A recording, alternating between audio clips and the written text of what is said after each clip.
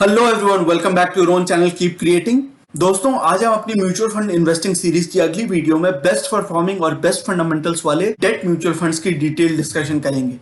इस सीरीज की पिछली वीडियोस में हमने इक्विटी और डेट म्यूचुअल फंड्स के कोर कॉन्सेप्ट्स कवर किए, जैसे कि म्यूचुअल फंड्स काम कैसे करते हैं, इनके कौन कौन से टाइप्स होते हैं, कौन से टाइप्स मुझे पसंद आते हैं, एटसेट्रा एटसेट्रा। वो वीडियोस अगर आपने अभी तक नहीं देखे हैं तो चैनल पे म्यूचुअल फंड इन्वेस्टिंग सीरीज की प्लेलिस्ट चेक करें, वहां पे आप इन सारे वीडियोस को एक साथ देख सकते हैं। इस प्लेलिस्ट की लिंक अपर राइट कॉर्नर में आ रही है, जो डिस्क्रिप्शन बॉक्स में भी डाल दूंगा। इसी सीरीज की नेक्स्ट वीडियो में हम इक्विटी और डेट म्यूचुअल फंड के टैक्सेशन की डिटेल डिस्कशन करेंगे, जिसमें हम शॉर्ट टर्म और long term capital gain taxation की चर्चा करेंगे। तो वीडियो के एंड तक बने रहें। वीडियो शुरू करने से पहले बता दूं कि अगर आपने अब तक चैनल को सब्सक्राइब नहीं किया तो you are missing a lot of useful information and ideas about investing and wealth creation. So just smash the like button, subscribe to the channel और साथ ही नोटिफिकेशन बेल दबाना मत भूलिए, ताकि आगे आने वाली एक भी वीडियो को आप मिस ना करें। आप हमें फेसबुक, ट्विटर और टेलीग्राम पे भी फॉलो कर सकते हैं, ताकि आपकी नॉलेज और भी एनहांस हो सके। लिंक डिस्क्रिप्शन में दी हुई है। So without taking any more of your time, let's get started. सबसे पहले बात करते हैं कि डेट म्यूचुअल फंड्स के कौन कौन से टाइप्स मुझे पसंद आते हैं, जिसकी हम चर्चा यहाँ पे करने वाले हैं। अगर आपके रेकरिंग एक्सपेंसेस हैं और शॉर्ट टर्म गोल्स हैं, तो मेरी राय रहती है कि आप लिक्विड फंड्स और आर्बिट्राज फंड्स का यूज करें। अगर आपकी मीडियम टर्म गोल्स हैं, जिनकी टाइम होराइजन में 3 से 5 साल मानता हूं, तो अगर आपकी मीडियम टर्म गोल्स हैं तो उसके लिए आप अल्ट्रा शॉर्ट ड्यूरेशन और मनी मार्केट फंड्स की यूज कर सकते हैं। अगर आपके लॉन्ग टर्म गोल्स हैं, जो कि 10+ ईयर्स, 10 ईयर्स, 15 ईयर्स, 20 ईयर्स की गोल्स हैं, तो आप उसके लिए गिल्ट फंड्स का यूज कर सकते हैं। बट जैसा कि हमने पिछली वीडियोस में बात करी थी, जब हमने डेट म्यूचुअल फंड्स के सारे टाइप्स देखे थे, उसकी डिटेल डिस्कशन की थी, तो हमने बात करी थी क्रेडिट रिस्क और इंटरेस्ट रेट रिस्क। तो हमने बात करी थी कि जैसे जैसे ड्यूरेशन बढ़ता जाता है तो इंटरेस्ट रेट रिस्क बढ़ता जाता है। तो गिल्ट फंड्स चूंकि बहुत लंबी ड्यूरेशन के होते हैं, और उसके कुछ एग्जांपल्स भी हम इस वीडियो में कवर करेंगे, तो चूंकि इनकी ड्यूरेशन बहुत लंबी होती है, तो इसमें you should watch out for interest rate risk. Interest rate risk पे आपको ध्यान रखना होता है जब आप गिल्ट फंड्स में इन्वेस्ट करते हैं। अगर आपकी लॉन्ग टर्म इन्वेस्टमेंट होराइजन है और आपको शॉर्ट टर्म में इनकम की कोई रिक्वायरमेंट नहीं है, वो आपकी सैलरी आपकी जॉब से कवर हो रही है, तो आपको डायरेक्ट और ग्रोथ प्लान में इन्वेस्ट करना चाहिए। बट चूंकि हम डेट फंड्स की बात कर रहे हैं, तो कुछ लोग उसको रेगुलर इनकम के तौर पे भी इस्तेमाल करते हैं, अपनी रेगुलर पैसिव इनकम स्ट्रीम के तौर पे इस्तेमाल करते हैं। तो उस केस में आप डायरेक्ट और डिविडेंड प्लान में इन्वेस्ट कर सकते हैं, depending on what your utilization for the fund is. आप डायरेक्ट ग्रोथ प्लान या डायरेक्ट डिविडेंड प्लान में इन्वेस्ट कर सकते हैं। अब कुछ और डेट इंस्ट्रूमेंट्स होते हैं जो हम यहाँ पे क्विकली देख लेंगे, उनकी डिटेल डिस्कशन नहीं करेंगे, लेकिन वो करना मुझे इंपॉर्टेंट लगता है, क्योंकि बहुत सारे लोग इसमें इन्वेस्ट करते हैं और बहुत सारे लोगों को इन्वेस्ट करना भी चाहिए। अच्छे इंस्ट्रूमेंट्स हैं, बट इनमें कुछ कंस्ट्रेंट्स हैं, कुछ लिमिटेशंस हैं, जिसका हमें ध्यान रखना चाहिए, और इसलिए ये जो आपकी रेगुलर इन्वेस्टिंग है उसके पार्ट ये नहीं हो सकते हैं। उसके लिए आपको डेट फंड्स को यूज करना पड़ेगा। लेकिन जो कुछ अदर इंस्ट्रूमेंट्स हैं जो यूजफुल हैं, जिनकी अपनी बेनिफिट्स हैं, उसके बारे में हम एक एक करके डिस्कशन करते हैं। पीपीएफ, पब्लिक प्रोविडेंट फंड, ये ट्रिपल ई स्टेटस यानी कि एग्जेम्प्ट स्टेटस मिलती है इसको। जब आप इन्वेस्ट करते हैं तो आपको एटीसी में 1.5 लाख तक की रिडक्शन मिलती है, तो वो पहला ई हो गया। दूसरा ई हो गया एग्जेम्प्ट। इसमें जो आपको इंटरेस्ट मिलता है, जो आपको रिटर्न मिलता है, वो भी एग्जेम्प्ट होता है टैक्सेशन से। और जब आप इसमें से पैसे निकालते हैं, जब आप विड्रॉ करते हैं, तो वो भी एग्जेम्प्ट होता है। 3 तरह की ट्रिपल ई स्टेटस हो जाती है। इसमें आपको मैक्सिमम इन्वेस्टमेंट 1.5 लाख तक ही कर सकते हैं, तो ये भी एक लिमिटेशन है, क्योंकि आप इसमें 1.5 लाख से ज्यादा इन्वेस्ट नहीं कर सकते। तो ये एक लिमिटेशन हो जाती है। इसी कारण ये सारे जो इंस्ट्रूमेंट्स हैं, ये जो चारों की हम बात करेंगे, ये थोड़ी इसमें कंस्ट्रेंट्स हैं। आप पीपीएफ को लॉन्ग टर्म गोल्स के लिए ही इस्तेमाल कर पाएंगे, क्योंकि इसकी जो मैच्योरिटी पीरियड होती है वो 15 साल होती है। 15 साल की लॉक इन पीरियड होती है। तो अगर आपके जो गोल्स 5 साल 10 साल में आने वाले हैं, उसके लिए आप पीपीएफ का इस्तेमाल ही नहीं कर सकते। तो इसलिए ये सारे इंस्ट्रूमेंट्स हर जगह इस्तेमाल नहीं करे जा सकते। उसी तरह सुकन्या समृद्धि योजना, इसमें भी आपको ट्रिपल ई स्टेटस मिलता है। इसमें भी आप एक फाइनेंशियल ईयर में मैक्सिमम 1.5 लाख ही इन्वेस्ट कर सकते हैं, और इसकी मैच्योरिटी तो और भी लंबी 21 साल की होती है। और ये अकाउंट आप अपनी डॉटर के लिए ही खुलवा सकते हैं, आपके सन के लिए ये नहीं हो सकती। ये सुकन्या समृद्धि योजना है। तो अगर आपकी डॉटर है, तो आप उसकी एजुकेशन, उसके मैरिज गोल्स के लिए इस इंस्ट्रूमेंट का इस्तेमाल कर सकते हैं। इसकी मैच्योरिटी 21 साल है, और इसकी जो यूटिलिटी है, मुझे लगता है कि long term education, long term marriage goals वगैरह के लिए आप कर सकते हैं।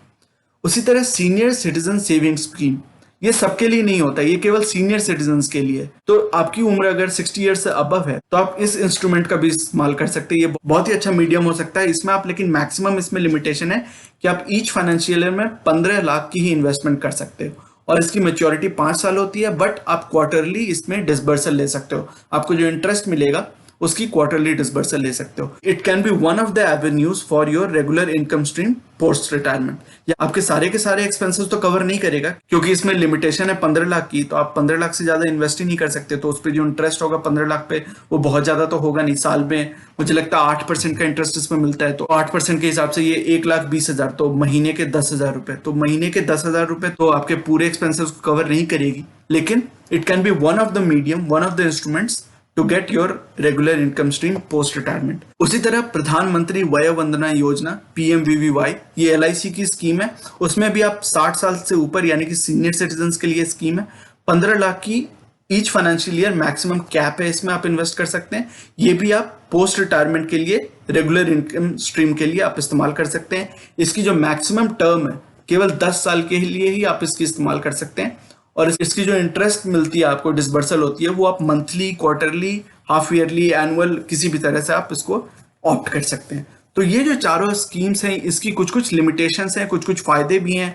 जैसे आपको टैक्स बेनिफिट्स मिलती हैं, अश्योर्ड रिटर्न्स मिलते हैं, तो आपको रेगुलर इनकम स्ट्रीम के लिए बहुत अच्छा है। लेकिन चूंकि इसमें मैक्सिमम अमाउंट कैप्ड है, इसलिए मुझे कुछ तरह से ये कंस्ट्रेंट भी लगती है। लेकिन मुझे ये इंपॉर्टेंट लगा कि इन चारों स्कीम्स और इसकी तरह एक दो और स्कीम्स हैं, उसकी सारी इंफॉर्मेशन आपको होनी चाहिए, क्योंकि इवेंचुअली जब आप रिटायरमेंट के नजदीक आते हैं या लॉन्ग टर्म गोल्स के नजदीक आते हैं, तो इन सभी इंस्ट्रूमेंट्स का आप इस्तेमाल कर सकते हैं।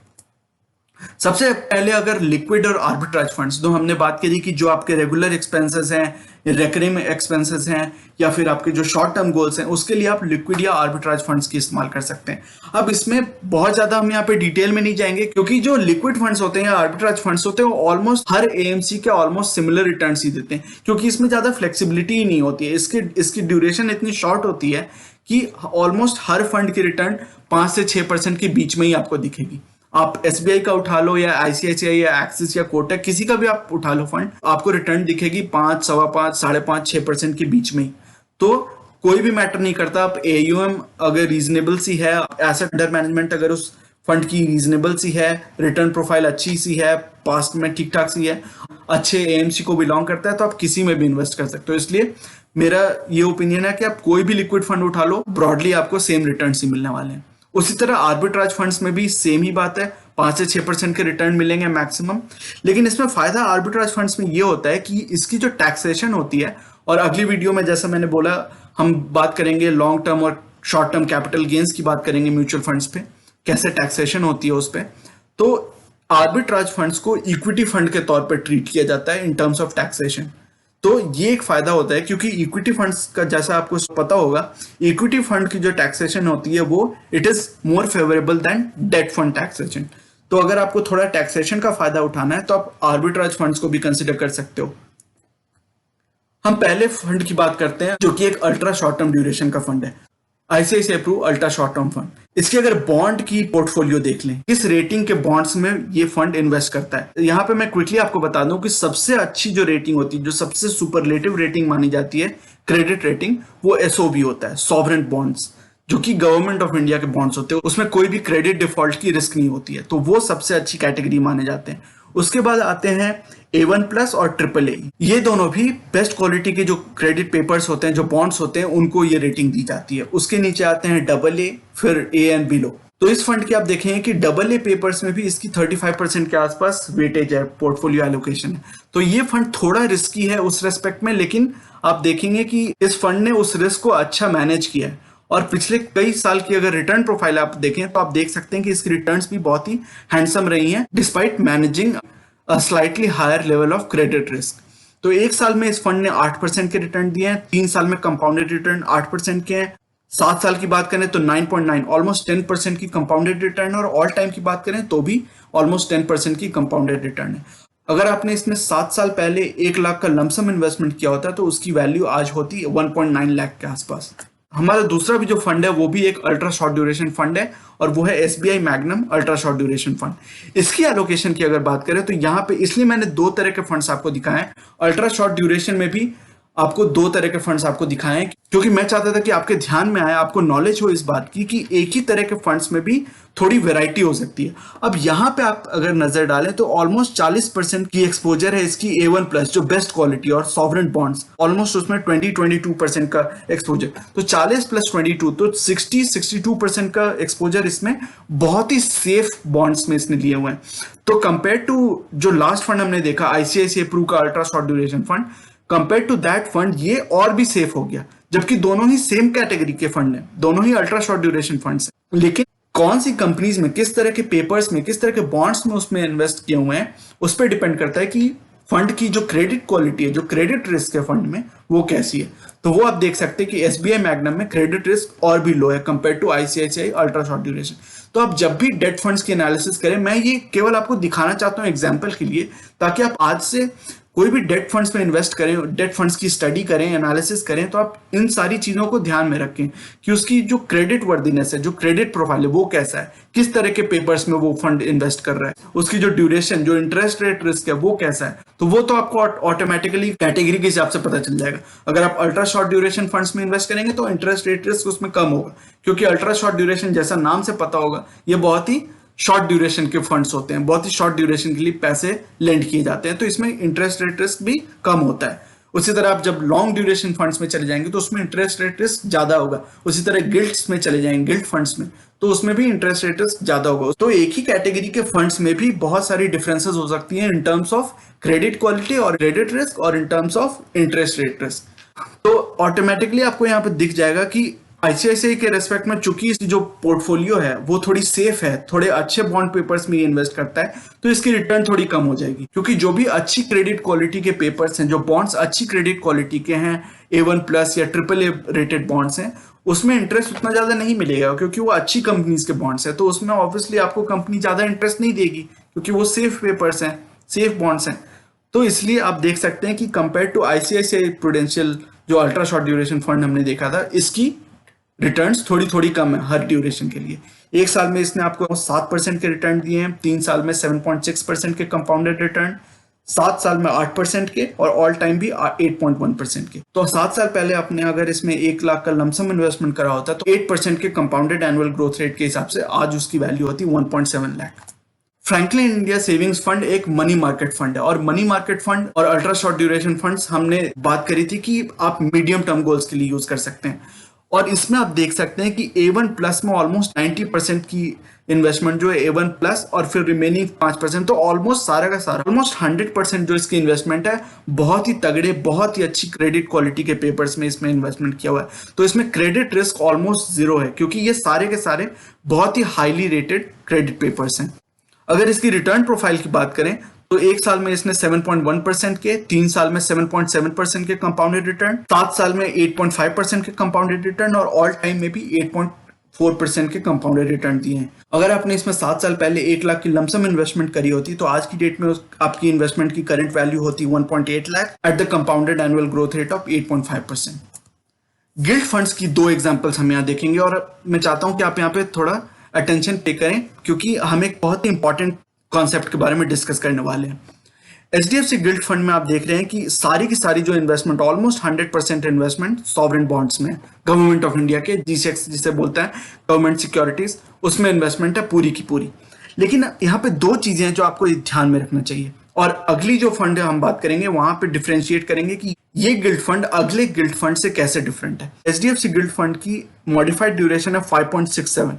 अब मॉडिफाइड ड्यूरेशन क्या होता है? ये आपको एक इंडिकेटर होता है, ये आपको ये दिखाता है कि अगर फॉर एग्जांपल 10 ईयर की जो गवर्नमेंट सिक्योरिटी है इंडिया, उसमें अगर 1% का चेंज किया गया, या तो उसको 1% नीचे किया गया या 1% ऊपर किया गया, तो इस फंड की NAV में, इस फंड की वैल्यू में कितना फर्क आ सकता है। तो अगर 1% की इंटरेस्ट रेट चेंज होगी तो इस फंड की NAV में 5.67% की चेंज हो सकती है। तो ये एक इंडिकेटर होता है जो आपको दिखाता है कि कितने इस फंड में फ्लक्चुएशंस आ सकते हैं शॉर्ट टर्म में। एवरेज मैच्योरिटी जो इसने बॉन्ड्स लिए हुए हैं उसकी एवरेज मैच्योरिटी कितने सालों की है, तो वो 7.73% की है। और आप देख सकते हैं कि सारे, ऑलमोस्ट सारे गवर्नमेंट ऑफ इंडिया के बॉन्ड्स यहाँ पे आपको दिख रहे हैं, या फिर स्टेट गवर्नमेंट के, तो सारे काफी अल्ट्रा सेफ कैटेगरी के क्रेडिट पेपर्स हैं।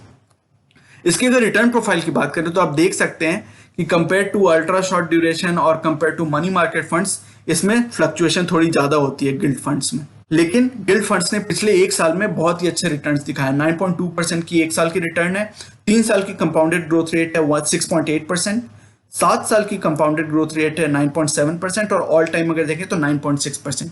अगर आपने इसमें 7 साल पहले 1 लाख की लमसम इन्वेस्टमेंट करी होती तो 9.7% के कंपाउंडेड ग्रोथ रेट के साथ आज उसकी वैल्यू होती 1.8 लाख।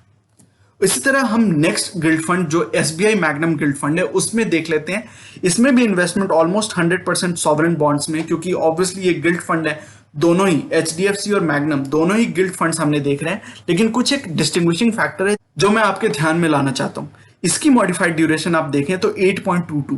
तो हमने, आपको याद होगा, ये देखिए एचडीएफसी गिल्ड फंड की मॉडिफाइड ड्यूरेशन थी 5.67 और एसबीआई मैग्नम गिल्ड फंड की मॉडिफाइड ड्यूरेशन है 8.22। तो अगर 1% का interest rate change government of India करती है तो इसमें 8.22% का चेंज आ सकता है। तो ये compare to HDFC gilt fund ये ज्यादा वॉलेटाइल है, राइट? क्योंकि अगर 1% की इंटरेस्ट रेट कम होती है तो एचडीएफसी फंड ऑलमोस्ट 5.67% ऊपर जाएगा और ये फंड 8.22% ऊपर जाएगा। बट अगर गवर्नमेंट ऑफ इंडिया ने 1% इंटरेस्ट बढ़ा दिया फॉर इट्स 10 ईयर सिक्योरिटी तो एचडीएफसी फंड 5.67% नीचे जाएगा, नेगेटिव रिटर्न देगा, और ये 8.22% नेगेटिव रिटर्न देगा। तो ये आपको दिखाता है कि कितना सेंसिटिव है ये fund compare to other gilt funds. तो मॉडिफाइड ड्यूरेशन पे आपको हमेशा ध्यान रखना चाहिए। और उसी से रिलेटेड एक और कॉन्सेप्ट है एवरेज मैच्योरिटी का।